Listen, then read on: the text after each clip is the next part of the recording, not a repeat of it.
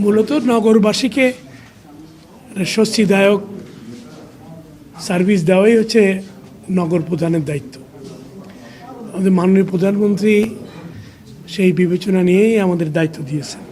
আমরা আমাদের দায়িত্ব সততা এবং নিষ্ঠার সাথে পালন করব। মূলত কাজটাই হচ্ছে মূলত কাজই হচ্ছে সিটি কর্পোরেশনের নগরবাসীকে সুন্দর সার্ভিস দেওয়া। এবং গত 18 মাসে যেটি সম্ভব হয় নাই, আসলে রাজনৈতিক নেতৃত্বই পারে জনগণের কাছাকাছি থেকেই জনগণের দুর্ভোগ লাঘবে কাজ করতে।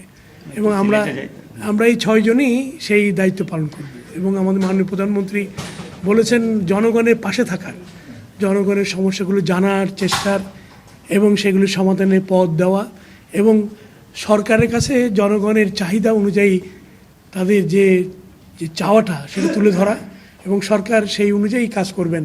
আমাদের মাননীয় প্রধানমন্ত্রী সেই কাজটি আমাদের করতে বলেছেন।